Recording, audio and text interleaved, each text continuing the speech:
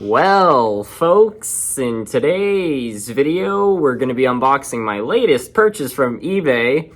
This is something that I found. I was just kind of browsing around eBay, and I came across this locomotive, and it's actually very similar to the Varney locomotive that I purchased last year, but this thing is in just absolutely horrible condition, and it wasn't going for a crazy amount of money, so I figured, what the heck, we'll buy this thing. And unlike the other Varney, I actually do want to repaint this and do a lot of work and hopefully restore it to into a really nice locomotive. So yeah, here it is. Let's unbox my brand new junk locomotive. I'm really curious to see how it looks.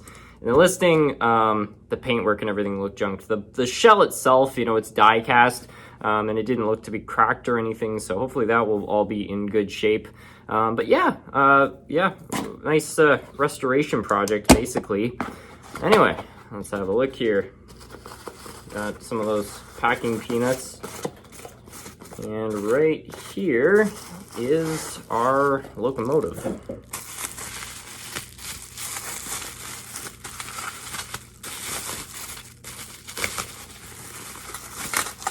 Oh, it's already coming apart. Yeah. Wow. Yeah, this is about what I ordered. I really kind of like the rustic look. I'm not gonna lie, but yeah, it's really bad. The paint's really chipped and everything's sort of in bad condition. But yeah, just like yeah, check this thing out. I'm gonna pan the camera around so everyone can actually have kind of like a macro shot of it, because yeah, it's not in great shape, but it is interesting. Well, here it is up close. You can really see the paintwork on this thing is not in terribly good shape. You can see there's a lot of chipping and things like that of the sort. But you can see, like, at its core, the shell is actually in good shape. It's just the paintwork, which is sort of messed up. I'm not entirely sure what I want to kind of paint this thing into. Maybe a nice orange would be nice, something somewhat similar to what's on this thing. But yeah, I'm not entirely sure. One idea I did have for it, which I thought could be kind of interesting, is maybe making it a V-line locomotive like they have in Australia.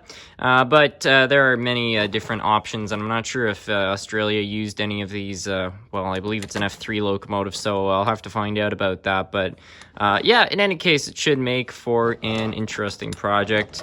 There was, as you can see, a little bit of effort put into this thing. Somebody actually did make some nice fancy lines on the top. But yeah, unfortunately, it's all just chipped off through the years. The inside, it's not in the greatest condition. I noticed after purchasing this thing, we actually do not have commutator brushes or the plate for the brushes, so that all appears to be completely gone, so that's going to need some work. The good news, on the other hand, though, is that the drive system, it turns great. You can see it's not seized or anything. In fact, it turns very smooth, so that's great news. So if we can find some brushes and a plate for this thing, it should be okay.